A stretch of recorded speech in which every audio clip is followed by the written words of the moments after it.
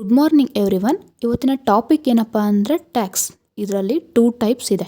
First is direct tax, second is indirect tax.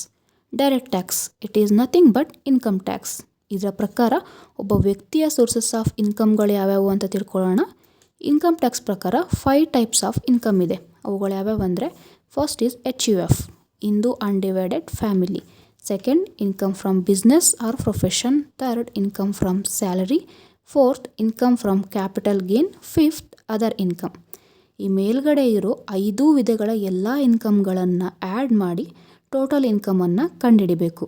ಅದರಲ್ಲಿ ಕೆಲವೊಂದು standard ಡಿಡಕ್ಷನನ್ನು less ಮಾಡಿ slab rate ಪ್ರಕಾರ ಟ್ಯಾಕ್ಸ್ ಲಯಬಿಲಿಟಿನ ಕಂಡುಹಿಡಿಬೇಕು.